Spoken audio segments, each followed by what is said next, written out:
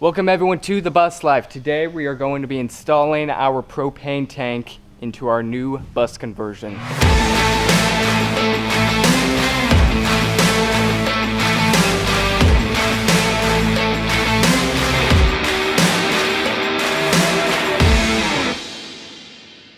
Today we're going to be installing this 29.3 gallon Flame King propane tank. I actually purchased this on eBay. I was sort of counting on being able to weld in brackets and stuff. I can't do that because I don't weld aluminum, and all of this structure under here that you see is aluminum. So what we're going to do is we've got some all thread and we've got some all thread brackets, and we're going to actually cut 2 slits in this plywood above this, and that all thread bracket will rest across all these braces here, and then we'll push the all thread through into the holes and hang it. The only other problem we may run into, we still have to see, is if our hydraulic arms will be in the way of where they need to come down. It's almost lined up exactly with that. Worst case scenario, we'd have to remove one hydraulic arm on one side and just scoot everything over a little bit. But let's go ahead and get this installed.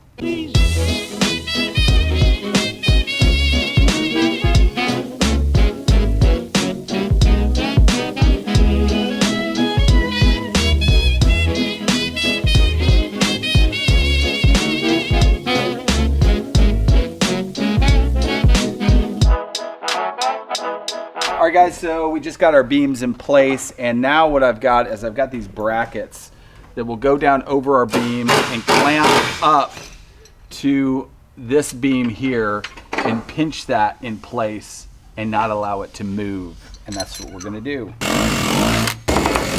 Hey Ashton. Yeah. You done practicing your disc golf air throwing? I need you to take these up there and push them down through these holes. Do you think you can do that? Are you sure? Mm-hmm. Do you have the skill? Yeah. Do you have the agility? Do you have the fortitude?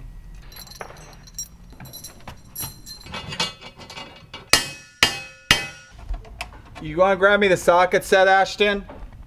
Yeah. Those shouldn't move now. All right, guys, so what I'm going to do right now is I'm going to cut a couple pieces of... Oh boy, this one's hard to say. I'm going to cut a couple pieces of this all thread at about 10 inches because cutting all thread messes up the threads on it ultimately. I'm going to thread a bolt on there, cut it, and then back the bolt off, and it will fix the threads. All right, Julie, you want to just push this down through one of those? All right, guys, so now we've got this positioned about where we need it to be. And I'm going to go ahead and put in another washer and bolt, and this will pinch this in place up here. So what I'm doing now is I'm adding this second bolt that will seat under this bolt here that will act as a locking bolt. So when you tighten it all together, this bolt is reinforcing the other bolt so it won't move. That will also lock together.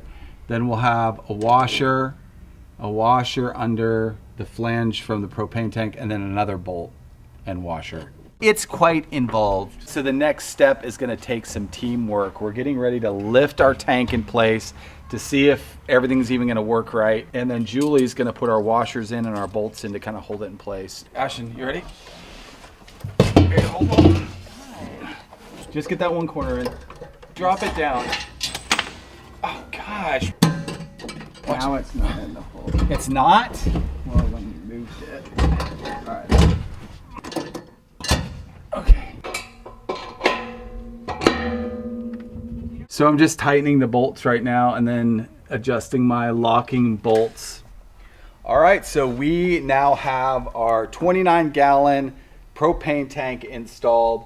It was a little rough getting it in there, I'm not gonna lie, but we got it in there. We had removed this hydraulic because it was hitting our all thread. It originally was on this side, so I'm like, let me try something. Let me try putting it on this side, and it works. It just misses the all thread, so we were able to put our other hydraulic back in there. The door shuts fine. Opens fine.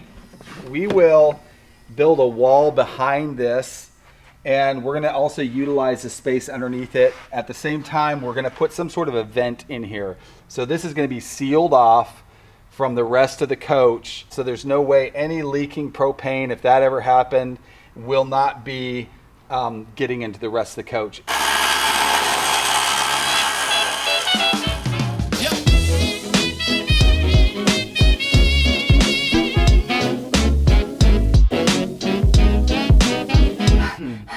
It's really hot in here.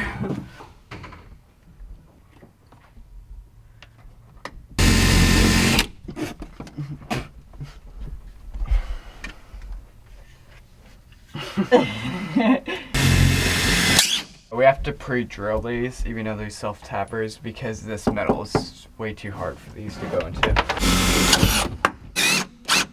This is where we installed our support rails that the propane tank is hanging on. Now these cross over 2 main beams and 2 smaller auxiliary beams, or whatever you want to call them. They're strapped down with these straps to those smaller beams, and then I will probably take some sort of a lag bolt and put it through here, here, and then on this side, here and here, just to give it the most stability it can possibly have. And then when we do our cabinetry over top of this, we'll just have to notch our cabinets over that.